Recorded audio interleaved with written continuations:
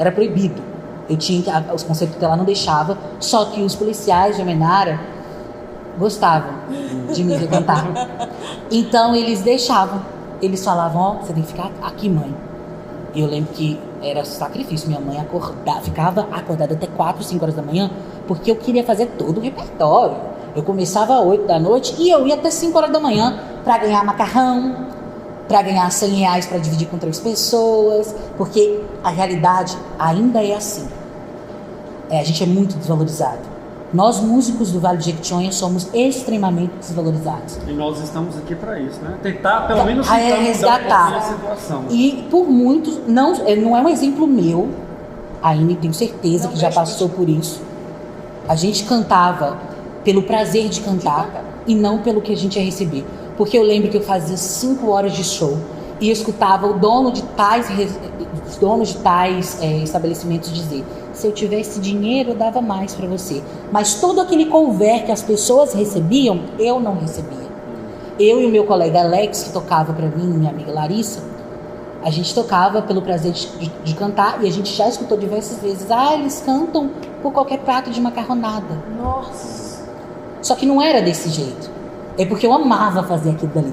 Porque cantar pra mim não compensa todo o dinheiro. Sabe? Não é pelo dinheiro, é pelo prazer que eu sinto em emocionar as pessoas.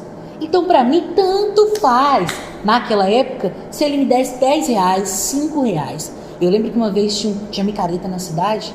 Se tivesse o espaço, às vezes até de graça, você faria eu iria. por amor. Não, quantas vezes eu já fui? Eu quero crescer pra eu sair dessa prostituição. eu tô sendo prostituída até hoje porque eu amo cantar. Mas é prostituição. Entendeu? Quantas vezes eu esperava meus pais dormirem e pulava a janela do meu quarto para ir para um bar da esquina pelo prazer de cantar. Eu lembro que os estabelecimentos não podiam me receber. Tinha um bar que chamava Catiripapo.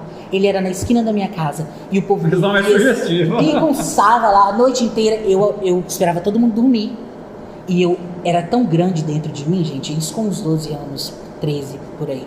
Era tão grande que eu não dormia. Eu sempre fui ansioso. E eu esperava minha mãe dormir e eu abria tudo, pulava e ia pro bar cantar. E eu cantava 1 hora. E eu lembro que tinha Renatinho Bochecha, não me deixa mentir, era muito amigo próximo do meu pai. E ele estava quase sempre nesse bar e ele falava: vou falar pro seu pai. Eu falava: pelo amor de Deus, não conta pra ninguém. E eu cantava a noite toda. E o meu prazer era ver aquele tanto de gente chorando, gritando. Pra mim era o ápice daquilo dali. E não me dava nada, não pagava nada. Eu voltava pra minha casa, no outro dia eu apanhava. Não vou mentir não, eu apanhava, não era surra, mas eu apanhava da minha mãe, porque ela falava: você não precisa mentir, você não precisa me esperar dormir. Se eu falo não, é não, mas se eu falo sim, eu levo você. Mas eu não queria que ela passasse por isso, porque incomodar. Eu nunca gostei de incomodar ninguém. E eu sabia que se eu falasse, ia ser um choque, porque meu pai ia fazer aquela loucura doida. Mas enfim, aí, depois disso tudo acontecer, do prazer, veio que eu voltei para Almenara, voltando, recapitulando, que é muito gancho. Eu voltei para Almenara depois de terminar meus estudos. E eu não sabia o que fazer da minha vida. Porque eu ouvia as pessoas sempre dizer, porque os meus colegas de curso iam para a França, para a Itália, para Barcelona, fazer pós-graduação ou estudar em conservatórios muito grandes. E eu lembro que eu tinha uma colega que ela... E aí foi o segundo choque de realidade, né? Não, foi o 8º desse. Eu já tive tanto choque. Primeiro choque de realidade, morar numa cidade desconhecida para estudar música. Estudar música em uma cidade onde quem formava e não tinha dinheiro vivia de barzinho. Eu não queria ser num barzinho. Eu não estudei 5, 6 anos para eu virar cantor não menosprezando, mas para ir me acabar num barzinho sem reconhecimento, tendo que brigar e disputar, sendo uma pessoa que canta MPB e ver os meus colegas mudando de estilo pro sertanejo para poder ganhar dinheiro. Eu não queria. Dinheiro. E há um preconceito com quem estuda música justamente por isso. Porque a própria sociedade, ela impõe ali uma coisa assim, tipo assim, músico realmente, é o que você falou no princípio. Músico não tem valor, música é vagabundo, música... E a gente escuta isso até hoje. Estuda pra ouvir uma coisa dessa. Você escuta isso? Quantas vezes? Eu escutei da minha família, gente. Escutei eu lembro que o primeiro teste que eu fui fazer pra cantar o programa do Raul Gil, O meu tio me deixou no Jabaquara, em São Paulo, 5 horas da manhã, o irmão do meu pai. E ele falou, isso não vai dar em nada. Nossa. Ah, você chegou aí no Raul Gil? Não cheguei a participar, porque... Logística, né, gente? Eu era pequeno, não tinha. Eu com 15 anos, eu fui fazer o primeiro teste. Foi mais um choque de realidade. E aí eu cantei, passei nas seletivas, mas não pude voltar, porque era caro. E eu lembro perfeitamente do meu tio, Tibão, falando isso comigo. Não vai dar em nada. E não sequer perguntou como é que tinha sido. E eu lembro que eu via os pais dos meninos que estavam fazendo na fila, tão empenhados. E eu falava, poxa, eu queria muito que alguém me empenhasse para acreditar. E eu lembro que eu cantei, eu chorei, eu cantei Oceano nessa seletiva do Djavan. E eles se impressionaram e falaram, eu quero muito você. Quero muito. Aí pegaram todos os meus documentos e perguntaram, quem tem um responsável? Aí eu falei, não, alguém precisa assinar. Eu falei, eu não sei nem que horas que eles vão me buscar. Cara. E aí essa moça ficou comigo até ele chegar, ele assinou bem assim, sem querer muito. Eu voltei, só que aí na sequência foi quando o Raul foi pra Band, deu algum problema, eles ligaram, mas daí já não pagavam a passagem, eu não fui. Foi um choque de realidade. Até então eu achava que era um lindo da televisão, calma. Aí voltei pra homenagem. Minha mãe falou assim, onde comem 30, comem 40. Se a gente tá aqui e a Dó Ré Mi existe, porque a gente serve café da manhã, almoço para as crianças, porque as crianças realmente precisam. Tem muita criança na ONG muito carente. E a gente não tem apoio de nada, nem de ninguém. É a gente pra gente mesmo, até hoje. Mas como é que tá? Isso aí eu tenho que perguntar. Pode perguntar. Né? Se não tem apoio financeiro, tal, de terceiros, tal, como é que vocês resistem? Como é que vocês estão de pé? Antes a gente resistia, não existia. Pode ser curiosidade de muita gente que está assistindo, né? A gente resistia, entendeu? Porque a gente...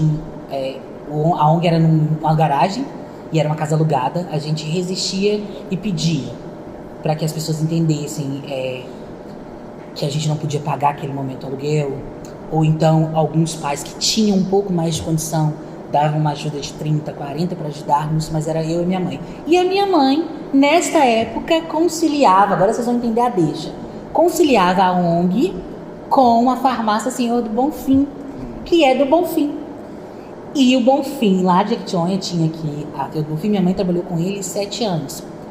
E era um tempo muito bom da nossa vida, porque não faltava nada, entendeu? Eram ótimos patrões, ótimos amigos, e eles incentivavam a gente, ajudavam também no projeto. A Thaís é uma das pessoas que apoiam muito. E era o que fazia minha mãe, o salário da minha mãe é quem partia ali, porque eu não trabalhava e eu lá fora. Eu gastava com comida. E não trabalhava e não tinha como. Então era com recursos pessoais que se mantinha onde? Até hoje. Com recurso pessoal. Aí eu voltei. E eu lembro que no dia eu estava prestes a completar 24 anos. E eu lembro que no dia... Eu lembro a data. 8 de maio. Era dia de alguma coisa. Você tem mais que isso? Eu tenho muito mais. E aí... Eu tenho quase 30. E aí... Falou baixinho, né? E aí... Eu lembro que eu fiz a seguinte oração. Meu Deus, a Dó Ré Mi era ONG com muito aluno e menos recurso. A gente já não tinha de onde tirar. Minha mãe estava com um tumor no útero e teve que se afastar do trabalho. Por mais que ela recebia o seguro-desemprego, seguro acho que dá. Ela teve que gastar tudo com medicação, viajando para fazer o tratamento e a retirada desse mioma. E aí eu falei com Deus, porque eu saí de BH e falei assim, eu não tenho mais história, porque eu vou voltar pra cá, eu vou ter que voltar a fazer barzinho e casamento. Eu amava fazer barzinho, eu amava fazer casamento, mas era exaustivo, porque as pessoas daqui acham que a gente é robô. Entendeu? Muito. Daqui. As pessoas acham que artistas, cantores são robôs e que a gente aguenta e que a qualquer momento a gente tem que ter a letra da música na ponta. E assim, era isso. Eu lembro que diversas vezes... É muito importante você falar sobre isso, porque já passaram alguns artistas, né, por essa mesa aqui, e poucos falaram essa parte, parte. Esse desabafo, fizeram esse desabafo, né? Isso é muito importante. O desafio de ser. É o desafio de ser, entendeu? É porque eu tô com alguém. Então eu sei que ela sente, eu sei que ela sabe o que eu tô falando, e sei que muita gente vai se identificar. Eu canto MPB, arriscava no no Chitãozinho Chororó, eu amo Chitãozinho Chororó, no sertanejo mais raiz, no rock, mas aqui o pessoal queria que eu cantasse axé pagodeira, E eu falava, gente, eu falava, meu pai do céu, amor. Gente, eu lembro que no casamento chegava, eu começava, cantava na cerimônia, eu já fiz, nas contagens, minha mãe conta tudo, eu já fiz mais de 145. Meu último casamento foi em 2019. Você nunca encontrou com a Carrielo Filmes aí por esses casamentos, não? Encontrei uma vez só, mas foi assim, que eu fui fazer uma participação, entendeu? Mas quando a Carrielo veio, eu já não fazia mais. Eu vim exclusivamente para cantar nesse casamento, que era de uma pessoa muito querida, que foi em Porto Seguro, foi a última vez que eu cantei no casamento.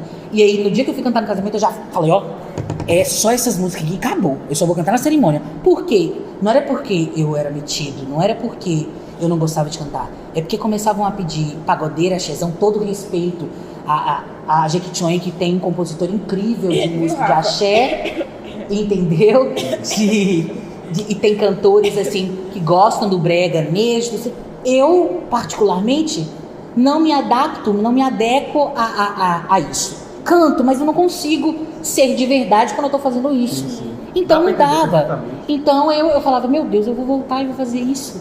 Eu não aguento mais. Eu queria dar certo. Na minha cabeça eu falei assim, eu preciso dar certo. E eu tinha uma lista que eu tinha que se completar antes dos 25 anos, uma lista.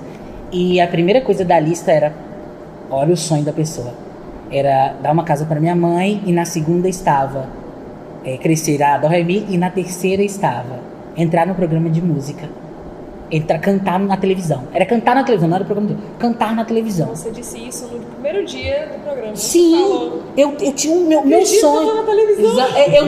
Era o sonho. Minha mãe falava, você vai chegar. Minha avó, gente, minha avó sempre cantou a moeda. Você vai. E eu falava,